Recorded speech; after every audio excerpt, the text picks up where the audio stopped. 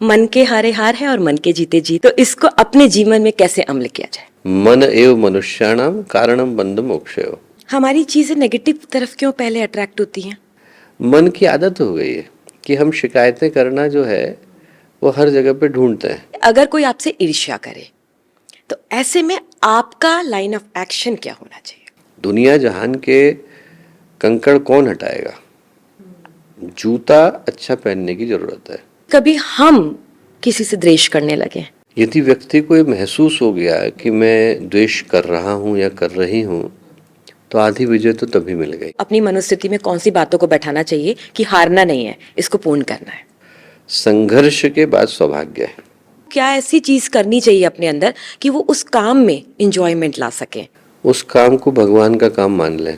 Self motivate कैसे करें? अपना मूल्य समझो और विश्वास करो कि तुम संसार के सबसे महत्वपूर्ण व्यक्ति हो। अगर हमें अपनी आत्मा को डिटॉक्स करना पड़े, सोल डिटॉक्स, तो वो कैसे करेंगे? उपासना, साधना, आराधना। लोग अपने अकाउंट तो बैलेंस रखते हैं, ठीक है, व्हाट्सएप मैनेजमेंट भी करते हैं, लेकिन एक कार्मिक अकाउंट कैसे बैलेंस कर सकते हैं? शुभ करते जाए। आप हमेशा लोगों को बोलते हुए सुनेंगे कितना बुरा व्यक्ति है, कितना खराब व्यक्ति है, कितनी तरक्की कर रहा है, इसको तो कुछ होता नहीं है। ये क्यों? हमने ये देखा कि वो व्यक्ति आज किस स्थान पर खड़ा है, पर ये नहीं देखा कि उस स्थान पर वो कौन सी यात्रा को करके आया है। सफलता और असफलता में व्यक्ति को कौन सी एक बात हमेशा स्मरण में रखनी चाहिए? मुस्कुराते रहो। क्योंकि जब आप मुस्कुराते हुए रहते हैं, जानते हैं, दिमाग से नहीं दिल में उतर कर बात करते हैं। बस इतना ही समझना है। मुश्किल नहीं अगर हम कुछ ठान ले। जीत हार तो लगी रहती है, यही जिंदगी है। पर जानते हैं मनोस्थिति कैसी होती है? अगर हम सोच लेते हैं कि हम हार जाएंगे तो निश्चित हारते हैं। अगर हम ठान लेते हैं कि हम जीत के दिखाएंगे तो हम जीत जाते हैं। पर दोनों में पता है संतुलन कहाँ पर होता है? संतुलन होता है हमारे समर्पण में, हमारी मेहनत में। जो चीज़ हमने ली है, हम उसके लिए क्या उतनी मेहनत कर रहे हैं कि परिणाम सफलता वाला आए? बस यही चीज़ें रोजाना आपकी जिंदगी में दस्तक देती है ना। आज का पॉडकास्ट पता है क्यों खास है? वो बातें होंगी, उनके जवाब लिए जाएंगे जो रोजाना हमारे दरवाजे पे दस्तक दे के पूछती हैं, और हमें वहां पे जरूरत होती है सेल्फ मोटिवेशन की। हमारा लाइन ऑफ एक्शन कैसा होना चाहिए, और जब कोई निराश कर दे तो हमें खुद से कैसे हौसले से खड़े होकर फिर उस काम को करना चाहिए। और इस पॉडकास्ट में हमारे साथ हैं डॉक्टर चिन्मय पंड्या जी, इस विषय पर बात करने के लिए। वो जो भी आपको बोलेंगे उसे लिख लीजिएगा, क्योंकि वो मूल मंत्र बनने वाला है जिंदगी का। क्योंकि हम अंदर से जीत के जब निकलते हैं तो बाहर की दुनिया में जरूर जीतते हैं। अंदर हार जाते हैं तो बाहर की जीत मायने नहीं रखती। मेरा पहला सवाल आपसे है, मन के हारे हार है और मन के जीते जीत। गुरुदेव ने यही कहा था। तो इसको अपने जीवन में कैसे अमल किया जाए? शुरुआत व्यक्ति को कहीं ना कहीं से तो करनी पड़ती है। पहले तो मुझे लगता है कि ये सोचने की आवश्यकता है कि मन हारा तो हम क्यों हारे, और मन जीता तो हम क्यों जीते। क्योंकि हमारे व्यक्तित्व का जो केंद्र है वो मन के पास है।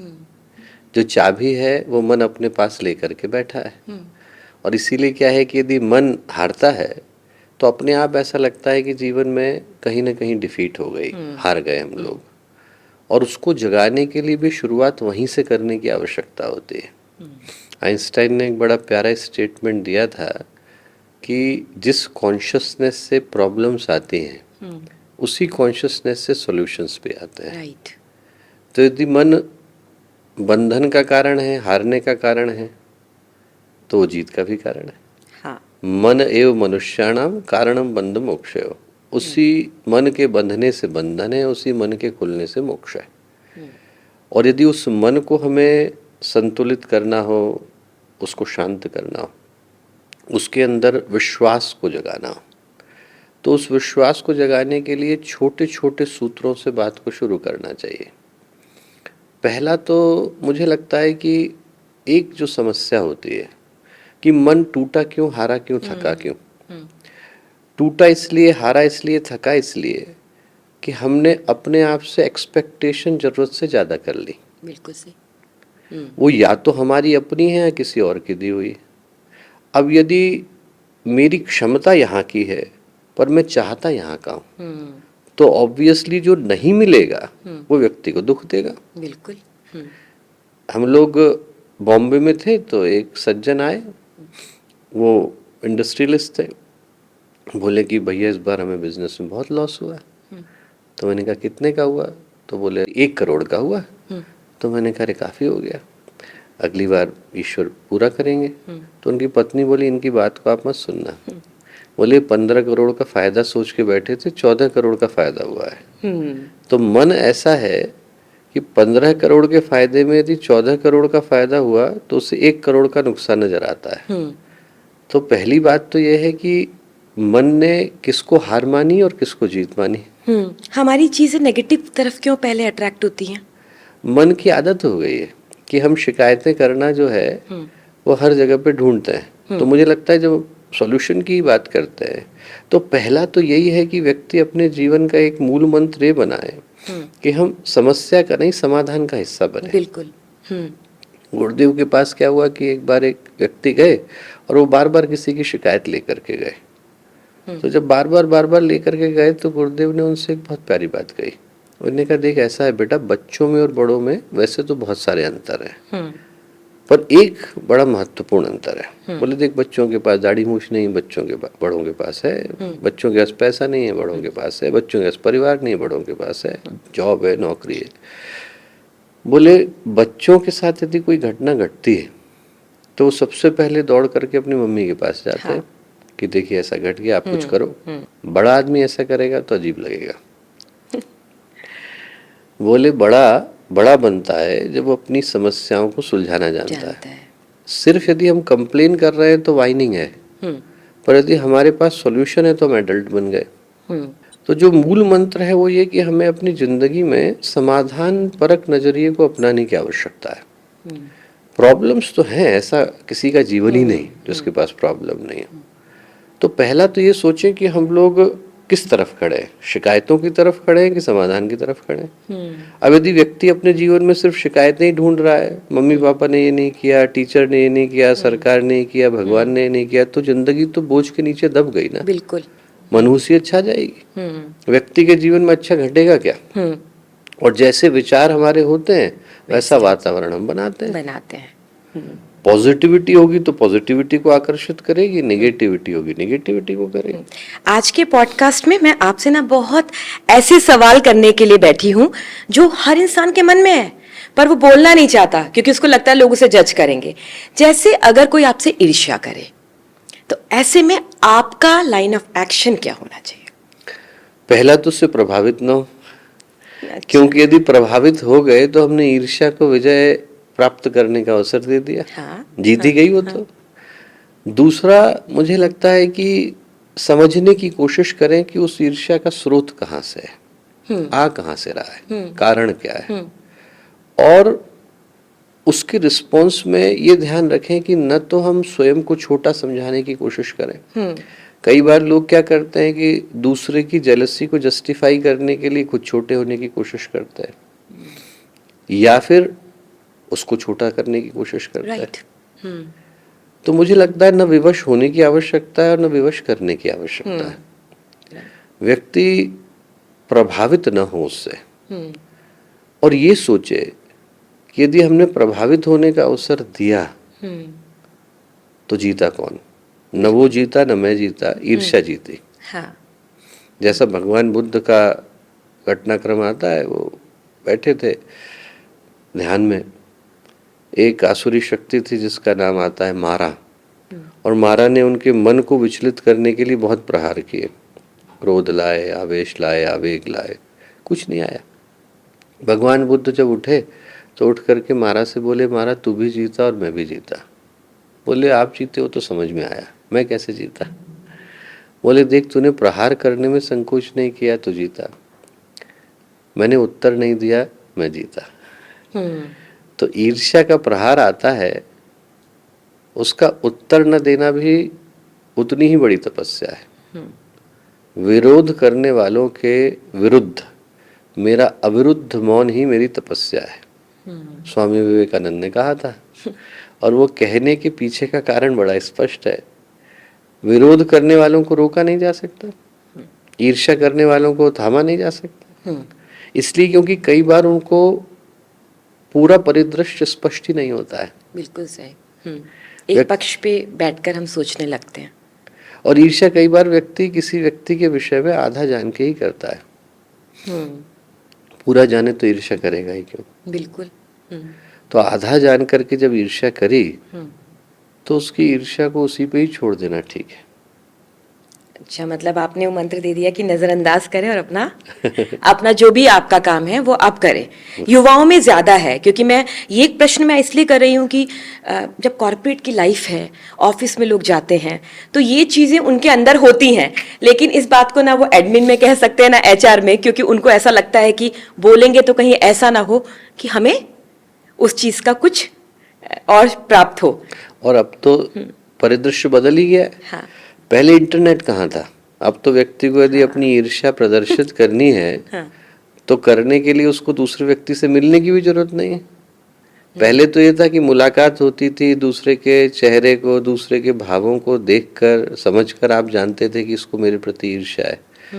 अब तो उतने की भी आवश्यकता नहीं, व्यक्ति को इंटरनेट पर एक मैसेज ही भेजना है। राइट। तो आज की तारीख में तो जो हम लोगों के संबंध हैं वो इंटरनेट पर मनोभावों के माध्यम से निर्मित हो रहे हैं, वर्चुअल बॉन्डिंग से। हाँ। तो ऐसी स्थिति में व्यक्ति को और भी ज्यादा अपनी स्वयं की साइकोलॉजिकल इम्यूनिटी को स्ट्रांग बनाने की जरूरत है।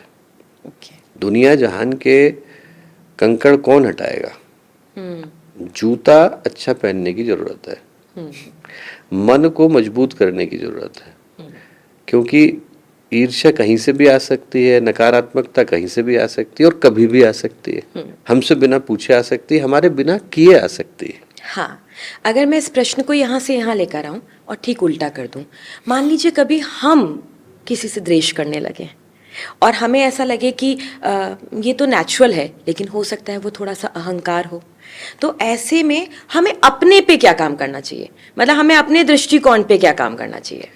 यदि व्यक्ति को ये महसूस हो गया कि मैं द्वेष कर रहा हूँ या कर रही हूँ, तो आधी विजय तो तभी मिल गई। क्योंकि व्यक्ति को क्या होता है कि जब जेलसी होती है तो उसको जस्टिफाई करने की कोशिश करता है। We are not rational animal, we are rationalised animal. हम लोग सोच विचार के काम नहीं करते, हम लोग कर चुके होते हैं तो उसके बाद उसको जस्टिफाई करने की कोशिश करते हैं। बुद्धि का जो उपयोग है वो हम तर्क को सिद्ध करने के लिए करते हैं। एक बार ईर्ष्या हो गई तो व्यक्ति ये सोचता है कि ये मेरे व्यक्तित्व का अभिन्न अंग है, ऐसा ही होगा, सामने वाले का दोष होगा। तो मुझे लगता है कि उसका उस समय में समाधान तो संभव नहीं। जो समाधान संभव है वो हमारे व्यक्तित्व को ऐसा बनाने में संभव है कि हमारे भीतर से ईर्ष्या और द्वेष जन्म ही न ले। क्योंकि यदि एक व्यक्ति के लिए समाधान ढूंढा गया तो किसी और के प्रति आएगी, उसके लिए समाधान ढूंढा गया तो कहीं और के लिए आएगी, प्रवृत्ति बन जाएगी। और उसका कारण क्या है, कहीं मेरे मन में ये भाव है कि मैं छोटा हूं और दूसरा बड़ा है, तभी ईर्ष्या आई। और उसका कारण यह है कि सामने वाले के पास कुछ है जो मेरे पास नहीं है, तभी ईर्ष्या आई। तो उसका जहां समाधान है वो ये कि हमें जो मिला उसमें हम संतोष करें और जितना मिला उसके लिए कृतज्ञ हो, ग्रेटिट्यूड रखें। ग्रेटिट्यूड यदि व्यक्ति के जीवन में है तो इससे बढ़ करके समाधान दूसरा कुछ है ही नहीं। हम सोचें आज मैं जिस स्थान पर हूँ, मैं सोचूं मैं बन गया, तो इससे बढ़ करके भ्रम तो और कुछ हो ही नहीं सकता। मैं गिरा तो मेरी माँ ने उठाया, पिता ने संवारा, आचार्यों ने कुछ दिया, टीचरों ने दिया, पढ़ाने वालों ने पढ़ाया, सिखाने वालों ने सिखाया, दोस्तों ने कुछ बताया, जब भटका तो किसी ने हाथ थामा। ये सारी जो चीजें थी इनने मिल करके मुझे वो बनाया जो मैं बन पाया, जिसको हम सेल्फ मेड मैन कहते हैं। ऐसा कुछ है नहीं। सत्य तो यही है कि व्यक्ति अनेकों लोगों के मेहनत और परिश्रम से बनता है, और उन सब के प्रति यदि मेरे मन में ग्रेटिट्यूड है, कृतज्ञता है, तो अपने आप क्या है कि ईर्ष्या का स्थान उसमें धीरे धीरे करके इतना छोटा हो जाता है कि पहले तो वो बोलती नहीं, और यदि बोले तो कोई सुनता नहीं। ग्रैटिट्यूड कैसे किया जाए? छोटी छोटी चीजों से शुरू करें, अपने जीवन की अभिन्न आदतों में उसको शुमार करें, धीरे धीरे करके क्या है उसको हर जगह पर शामिल करें। हमारे जीवन में जो रोज अच्छा घटता है उसके लिए धन्यवाद दें, जिसको जानते हैं उसको धन्यवाद दें, और कई बार जिंदगी में ऐसे घटनाक्रम है जिसमें हम जानते भी नहीं, तब भी ग्रैटिट्यूड तब भी दें। उस सत्ता को दें जिसने उन परिस्थितियों का निर्माण किया कि हमें कुछ मिल पाया। और यदि वो धन्यवाद हम देना जान जाते हैं, एक शिव महमनी स्तोत्र आता है, उसमें पुष्यदंत नामक जो यक्ष है उसकी कहानी है कि उसने भगवान शिव की आराधना करी, और उसमें एक लाइन बड़ी प्यारी आती है। वो कहते हैं, न कस्या उन्नति भवस शीर्षस्व अवनते। बोले यदि किसी ने भगवान के आगे सिर झुका करके धन्यवाद दिया, ग्रेटिट्यूड अर्पित किया, तो उसका डिमोशन नहीं होता, उसका प्रमोशन हो जाता है। क्योंकि जो जुड़ गया और ग्रेटिट्यूड के साथ जुड़ गया, वो छोटा नहीं होता, वो बड़ा हो जाता है। शरणागति आ जाती है। शरणागति आ जाती है। तो हम लोग सोचें कि कितना मिला है, और जैसे ही पता चलता है तो कृतज्ञता और संतोष एक ही सिक्के के दो पहलू हैं। जैसे ही मन में कृतज्ञता आई, वैसे ही मन से चाहत चली जाती है कि काश मुझे कुछ और मिला होता। वो चाहत धीरे धीरे करके या तो कम होती है या विदा होती है, और जितना मिला उसमें हम अपने आप को संतुष्ट, उतने में हम लोग अपने आप को फुलफिल्ड महसूस करते हैं। उसमें ईर्ष्या का स्थान है ही नहीं। ईर्ष्या आती ही वहां से है जहां पर मेरे मन में कहीं दबी छुपी भावना है कि उसके पास कुछ ऐसा है जो मेरे पास नहीं है। सीखने की जगह हम लोग फिर ईर्ष्या करने लगते हैं। बिल्कुल। और पलट देना चाहिए। बिल्कुल, हाँ। और कृतज्ञता आएगी तो हम सोचेंगे कि हमारे को अपने जीवन में ऐसा क्या लाने की। और दूसरी बात है, सबसे बड़ी बात, कि हमारे मन में भाव ही नहीं आएगा कि उसको कुछ ज्यादा मिला और मुझे कुछ कम मिला। जो मिला वो हमारा अपना कर्तव्य हो। बिल्कुल। और हम धन्यवाद ही देंगे। वो पतंजलि ने योग सूत्र में लिखा है, मैत्री करुणा मुदिता उपेक्षा, कि जो लोग संसार में बिल्कुल शिखर पर हैं, प्रकाश से भरे हुए, उनके प्रति आदर का भाव रखो। जिनके पास प्रकाश है पर थोड़ी अंधकार की संभावना है, उनके प्रति मैत्री रखो। जिनके पास अंधकार है पर प्रकाश की संभावना है, उनके प्रति करुणा रखो। बिल्कुल सही। बुद्ध ने भी से मित्ता कहा है कि विपश्यना के बाद आप मित्ता भेजते हैं उन सभी लोगों को जिन्होंने या तो आपको कष्ट दिया है या आपने उनको दिया है। तो मित्ता से बनाया जाता है कि हम सब पॉजिटिव हो जाएं। सब पॉजिटिव। जब भी कोई व्यक्ति बड़ा काम करने के लिए निकलता है या उसका लक्ष्य एक बड़ा लक्ष्य होता है, ऐसे में बाधाएं आती हैं। बहुत सारे उदाहरण हमारे इतिहास में हैं कि कोई भी बड़ा काम करने निकला है तो उसे अलग अलग बाधाएं आए। ऐसे में उस व्यक्ति को अपनी मनोस्थिति में कौन सी बातों को बैठाना चाहिए कि हारना नहीं है, इसको पूर्ण करना है। दुनिया का ये शाश्वत सिद्धांत है कि यदि हम कुछ अच्छा करने का प्रयत्न करते हैं तो उसमें पहले थोड़ा बुरा होता है।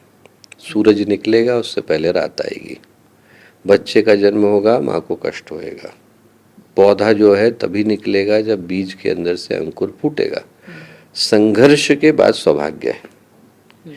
भगवान शिव को हलाहल पीना पड़ा तो मानवता को अमृत का पान मिला। पांडवों को अज्ञातवास से गुजरना पड़ा तो राज्य का पद मिला। भगवान राम को वनवास से गुजरना पड़ा तो धरती को राम राज्य मिला। ऐसा कोई पथ ही नहीं। गुरुदेव ने इतनी प्यारी लाइन लिखा, सुधा बीज बोने से पहले कालकूट पीना होगा, पहन मौत का मुकुट विश्वहित मानव को जीना होगा। तो पहला तो मन में ये कहीं गहरे बिठा ले कि जो विष है वही अमृत की राहों को तैयार करता है। यदि जीवन में कठिनाइयां आई हैं तो एक तरीके से वो सौभाग्य के पथ का ही निर्माण कर रही है। दूसरा ये सोचें कि ऐसा कौन है जिसके जीवन में कठिनाइयां नहीं आई। भगवानों के जीवन में नहीं आई। हम सोचे भगवान राम के जीवन की हम लोग यदि तुलना करके देखें, राज्याभिषेक के लिए जा रहे हैं, भारत के सारे राजाओं को आमंत्रण है। हर वो व्यक्ति जो उनके परिवार से जुड़ा था, राज्य के किसी महत्वपूर्ण पद पर था, वो वहां था। कुल गुरु थे, सिखाने वाले सारे के सारे गुरु वहां थे। और अभी अभी तो विवाह करके आए थे तो उनका जो वधू का पक्ष है वो पूरा आकर के बैठा था।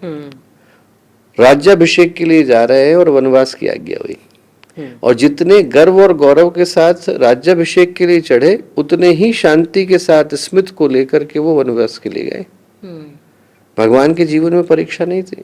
आदमी के हाथ में समोसा रख दो और हटा लो तो आदमी किलस जाता है। हाँ। छोटी सी चीज जो हमारी थी नहीं, जिसको अभी किसी ने दिया था और उठा करके इधर से उधर कर दे तो व्यक्ति को लगता था हमारा है और कोई छीन के ले गया।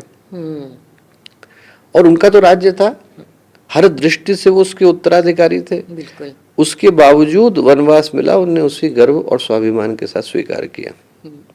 हर के जीवन में आई। आप ऐसा कौन है, ध्रुव को क्या एक पैर पर नहीं खड़ा रहना पड़ा, प्रहलाद को क्या आग में नहीं कूदना पड़ा, सुधनवा को क्या खौलते तेल के कढ़ाई में नहीं उतरना पड़ा, कबीर को क्या पानी के अंदर डुबोया नहीं गया।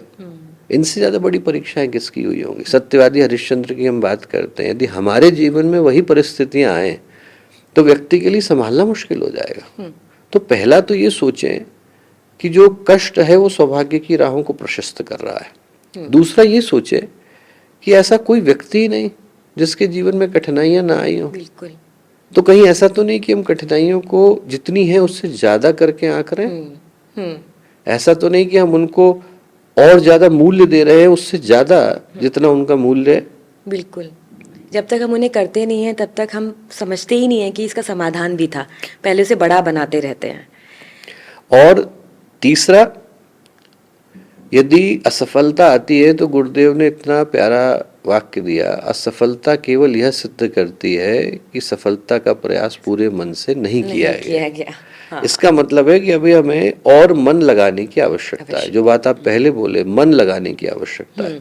मन लगता है, हो सकता है हमने किया हो, पर हो सकता है हमारा पूरा मनोयोग न रहा। और यदि न रहा हो तो दोबारा प्रयत्न करने में कोई दिक्कत नहीं। ऐसा कोई व्यक्ति नहीं जिसने अनेकों बार प्रयत्न किया। अब्राहम लिंकन 15वीं बार में राष्ट्रपति बने, 13 बार उनकी जमानत जब्त हुई। मतलब जमानत जब्त होना किसको बोलते हैं। और then he became one of the most historical presidents. तो ऐसा नहीं है, हर व्यक्ति को उस पद से कहीं ना कहीं तो गुजरना ही है। ज़्यादातर लोग जो इस समय काम कर रहे हैं बाहर या कहीं पर भी, किसी संस्थान में भी, कई बार वो सिर्फ रोज़ी रोटी के लिए और अपने परिवार के पालन पोषण के लिए करते हैं। उसमें उनका इंटरेस्ट फैक्टर या उनके अपना टैलेंट वो सोचते हैं कि वो नहीं उसको जी पा रहे हैं, पर वो काम ज़रूरी करना है क्योंकि ज़िंदगी में जीवन यापन तो करना है। ऐसे में उन लोगों को क्या ऐसी चीज़ करनी चाहिए अपने अंदर कि वो उस काम में इंजॉयमेंट ला सकें, उस काम को अच्छी तरीके से कर सकें, प्रोडक्टिव वे में। उस काम को भगवान का काम मान लें। ये सोचें कि भगवान ने हमको इस स्थान पर बिठाया तो ये सोच करके बिठाया कि यही हमारी कर्म भूमि है। एक छोटी घटना है, रहीम थे, रहीम ने एक कविता लिख करके तुलसीदास जी को भेजी और ये लिखा, रहीमन इस संसार में मन चाहे करतार। कि रहीमन को संसार में रख दिया है, मन भगवान को पाने का करता है। दो घोड़े की सवारी कैसे करे सवार। हाँ। संसार में है पर मन भगवान के लिए कर रहा है तो कैसे करें, दो घोड़े को कैसे निभाएं, यही क्वेश्चन है। यही क्वेश्चन है। हाँ। तो तुलसीदास जी ने कविता में उत्तर भेजा। उन्होंने कहा, रहीमन इस संसार में हरि की राखो टेक। जब घोड़े पर चढ़ते हैं तो टेक लगाते हैं। तो उन्होंने कहा, रहीमन इस संसार में हरि की राखो टेक, तुलसी यूं सध जाएंगे दो घोड़े रथ एक। रथ एक होता है, घोड़े दो होते हैं, पर टेक यदि भगवान की लगा लोगे तो हमेशा जो है दृष्टि उसी एक स्थान पर लगी रहेगी। तो हमारे जीपीएस में आप भगवान को डाल लें। हाँ, वो अपने आप ही आपको मैपिंग करते रहेंगे, मैपिंग करते रहेंगे, अपने आप वो कैलिब्रेट होता रहेगा। तो यदि दृष्टि वही है तो काम कहीं पर भी रखा जाए। हर महान पुरुष को किसी ऐसे कार्य से तो गुजरना ही पड़ा जो कि उनकी महानता के तुलना में तो छोटा ही प्रतीत होता है। हाँ, बिल्कुल। संत कबीर क्या करते थे, संत रविदास क्या करते थे, पर उससे उनके व्यक्तित्व की महानता प्रकट नहीं होती ना। उनके व्यक्तित्व की महानता उनने क्या किया उससे प्रकट नहीं होती, किस भावना से किया इससे प्रकट होती। मन चंगा तो कटौती में, मन चंगा तो कटौती में गंगा। जहाँ है तो उसको यही माने कि ईश्वर का दिया हुआ दायित्व है। यदि यही कार्य हमें मिला है करने को तो इसे हमें ईश्वर के प्रति समर्पित करके करने की आवश्यकता है। अगर अपने लक्ष्य को प्राप्त करने में हिम्मत टूटने लगे, घबराने लगे, मानव है, जरूर होगा, तो ऐसे में सेल्फ मोटिवेट कैसे करें। हम दूसरों से उम्मीद करते हैं वो हमें समझाए, पर ऐसे में अगर हम अपने आप को सेल्फ मोटिवेट करें तो कैसे करें। छोटा कदम उठाएं, पर उठाएं जरूर। जैसे एक कहानी सुनाता हूँ। ठीक है। बच्चा था, दादाजी के साथ जा रहा था, अंधेरा हो गया, धुंध धुंध छाई हुई थी तो डर रहा था। दादाजी का हाथ पकड़ा हुआ था पर डर रहा था। तो उसने दादाजी से कहा कि दादाजी डर लग रहा है। दादाजी का, क्यों डर लग रहा है। बोले कुछ दिखाई नहीं पड़ रहा। हाँ। बोले कितना दिखाई पड़ रहा है। बोले बस 1-2 कदम का दिखाई पड़ रहा है। तो दादाजी बोले उतना तो रखो। उतना तो चलो। हाँ, तो जितना दिखाई पड़ रहा है व्यक्ति उतना चले। आज मौका भी है इस कहानी का। तो जितना व्यक्ति को लगता है कि इतने में मैं कॉन्फिडेंट हूँ उतना करें। ये संभव है कि पूरा एवरेस्ट हम लोगों के लिए एक बार में लांघ पाना संभव ना हो सके, पर जितना ईश्वर ने दिया आज की परिस्थितियां गवारा करती हैं उतना तो व्यक्ति एक कदम जरूर आगे बढ़ाने का प्रयत्न करे। तो हिम्मत टूटे तो पहले तो ये सोचे, दूसरा ये सोचे कि हमारे जीवन के जो अच्छे क्षण थे वो क्या थे। अपने को वैसे ही समझाने की कोशिश करे जैसे यदि हमारा दोस्त तकलीफ में होता है तो उसको हम सलाह देते हैं। बिल्कुल। तीसरा जो गुरुदेव ने कहा, अपना मूल्य समझो और विश्वास करो कि तुम संसार के सबसे महत्वपूर्ण व्यक्ति हो। Unique soul. Unique soul. अपने अंदर की जो प्रेशियसनेस है उसको व्यक्ति न भूले। जब वो याद रहती है तो व्यक्ति को ये भी समझ में आता है कि आज मैं जिन परिस्थितियों में हूं वो मेरे व्यक्तित्व के मूल्य के विपरीत है और मुझे यहाँ से हटने की आवश्यकता है। राणा प्रताप वर्षों तक भटकते रहे, घास की रोटी भी खानी पड़ी। बिल्कुल। पर उससे उनके जीवन में और भी ज्यादा करने का भाव जगा। मैं ये नहीं हूँ। चाहते तो भूल गए थे लोग राणा प्रताप। हाँ। चाहते तो वहीं पर सोचते कि मुझे यहीं अपने जीवन को आज समेट लेने की जरूरत है और आराम से सुरक्षित थे उस जगह पर। उस जगह पे सुरक्षित थे। पर राणा प्रताप ने अपने अंदर के राणा प्रताप को जगाया। तो हमें याद रखने की आवश्यकता है कि वो हमारे भीतर विद्यमान है। वो संभावना, ऐसा कोई व्यक्ति नहीं, जैसे अंगार पे धूल चली जाए तो उसकी आग थोड़ी बुझ जाती है, धूल हटाने की जरूरत है। वैसे ही क्या है, अपने ऊपर चढ़ी हुई धूल को हटाने की जरूरत है। हटेगी तो अंदर की आग तो अपने आप निकल करके आएगी। हम कोई भी काम करते हैं तो एक परिणाम होता है, लेकिन उसके बीच में एक प्रक्रिया होती है, सेल्फ एनालिसिस, आत्मविश्लेषण। जैसे अगर हमें अपनी बॉडी को डिटॉक्स करना है तो हम एक्सरसाइज करते हैं, डाइट चार्ट को फॉलो करते हैं। अगर हमें अपने ब्रेन को डिटॉक्स करना होता है, हम अच्छी अच्छी किताबें पढ़ते हैं, सत्संग करते हैं, साहित्य को पढ़ते हैं। अगर हमें अपनी आत्मा को डिटॉक्स करना पड़े, सोल डिटॉक्स, तो वो कैसे करेंगे? फिर तो पथ वही है जो लंबे समय से शास्त्रों ने दिया, गुरुदेव ने बताया, उपासना, साधना, आराधना। वही चीज आएगी। वही चीज आएगी। हाँ। आत्मा, पहले तो ये सोचे कि आत्मा पर जो गंदगी चढ़ी वो किसकी चढ़ी, क्योंकि आत्मा तो शुद्ध है, चैतन्य है, हमेशा से मुक्त है, हमेशा रहने वाली है। उस पे जो भार है वो कर्मों का है। कर्म कौन से? जो जन्म जन्मांतर में अलग अलग जगहों पर भटकने के कारण हम कर बैठे हैं। बिल्कुल। किसी न किसी को भोगना है।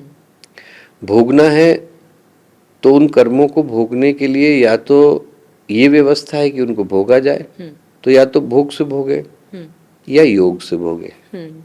लोग अपने अकाउंट तो बैलेंस रखते हैं, ठीक है, व्हाट्सएप मैनेजमेंट भी करते हैं, लेकिन एक कार्मिक अकाउंट कैसे बैलेंस कर सकते हैं? कुछ पॉइंट्स बता दीजिए दर्शकों को।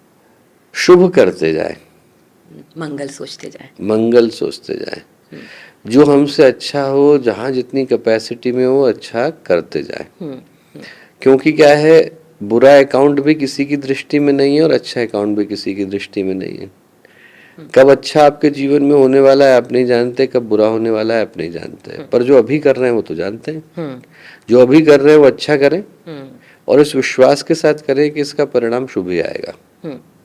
जब आप करते चले जाते हैं तो एक दिन उसका परिणाम भी आता है। काशी में घटना घटी कि एक व्यक्ति था, बहुत बुरा करता था। तो बुरा करने वाले व्यक्ति के साथ क्या घटा कि उसको सोने का सिक्का पड़ा हुआ मिला। एक आदमी अच्छा करता था, उसको ततैया काट गई। लोग जो है भगवान शिव के पास गए, काशी के अध्यक्ष तो भगवान शिव है। उनसे जाके शिकायत करी कि देखिए, अच्छा करने वाले को ततैया काट रही है, बुरा करने वाले को सोने का सिक्का मिल रहा है। भगवान शिव बोले कि जब ये पैदा हुए तो इनकी इस जन्म की कर्म राशि निर्धारित हुई। जिस व्यक्ति को ततैया काटी उसका आज मार्केश था, मरना था। इतने शुभ कर्म किए हैं कि वो सिर्फ ततैया के काटने में बदल गया, चला गया। और जिसको सोने का सिक्का मिला उसको राजा बनना था। हाँ।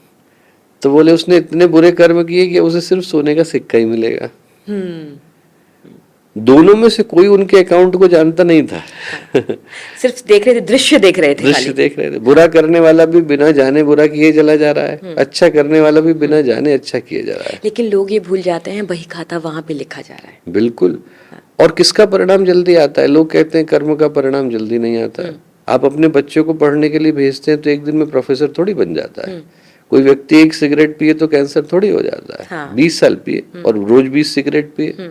आदमी जो है किसी भी शुभ चीज का परिणाम धीरे धीरे प्राप्त करता है, अशुभ का भी धीरे धीरे प्राप्त करता है। आपके उत्तर में से एक सवाल ही निकल आया।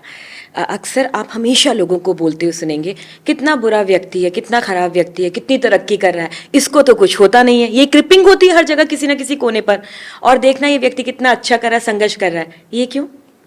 ये इसलिए कि हम उसको आज देख रहे हैं, और जो आज की स्थिति है वो अनंत जन्मों का परिणाम है। हमने ये देखा कि वो व्यक्ति आज किस स्थान पर खड़ा है, पर ये नहीं देखा कि उस स्थान पर वो कौन सी यात्रा को करके आया है। उसका पुराना पुण्य है। पुराना पुण्य है। और देखा भी तो हम इसी जन्म की यात्रा को तो देख पाते हैं। हाँ बिल्कुल। और उसमें भी हम सिर्फ वो देख पाते हैं जो हमारी दृष्टि के सामने है। हर व्यक्ति का सारा इतिहास तो किसी के सामने होता नहीं। उसने न जाने ऐसा कैसा जीवन होगा जो पर्दे के पीछे जिया होगा, जिसके विषय में किसी को पता नहीं होगा। उसका प्रारब्ध कैसा होगा, उसका प्रारब्ध कैसा होगा। तो हमें सिर्फ टिप ऑफ द आइसबर्ग दिखाई पड़ रहा है, और उससे हम पूरी चीज की व्यवस्था बनाने की कोशिश कर रहे हैं, उसका अनुमान लगा रहे हैं। तो सही पूछे तो 99% इमेजिनेशन है, 1% जो है फैक्ट है। तो उसके आधार पर तो कुछ जान पाना संभव ही नहीं। हाँ, बहुत सारे सवाल हैं, उनका तो कोई अंत हो नहीं सकता ना, वो अनंत है। लेकिन इस पॉडकास्ट का आखिरी सवाल है, और वो थोड़ा सा इसलिए भी अलग है क्योंकि हर कोई पूछता है सफलता का मूल मंत्र क्या है, सफलता का क्या है। मेरा सवाल आपसे ये है कि सफलता और असफलता में व्यक्ति को कौन सी एक बात हमेशा स्मरण में रखनी चाहिए? मुस्कुराते रहो। अच्छा। जो चीज याद रखने की आवश्यकता है कि जिंदगी में उतार आएंगे, चढ़ाव आएंगे, पर व्यक्ति अपने अंदर की खुशी को नहीं भूले। परिस्थितियां तो आएंगी और जाएंगी। जैसे धूप और छाव आती है, जैसे सूरज उगता है, ढल जाता है, जैसे खुशियां मिलती हैं, चली जाती है। भगवान ने कहा भी है, मात्रा स्पर्शास्तु कौन्तेय शीतोष्ण सुख दुखदा। जैसे मौसम बदलते हैं वैसे सुख और दुख भी बदलते हैं। अंदर वाले को नहीं बदलना चाहिए। अंदर वाला वही का वही रहे जैसा वो पहले था। तो गुरुदेव ने सूत्र दिया था, मुस्कुराते रहो। मैं कहता हूँ वही रखें। बात करने के लिए बहुत बहुत धन्यवाद। ठहरना क्यों है? नदी की तरह बहते चलना है, और अगर ठहरना है तो समंदर बनना है, बहुत गहरा और बहुत शांत अंदर से। हम जो भी अभ्यास करते हैं, जानते हैं वो हमारा परिणाम भी तय करते हैं।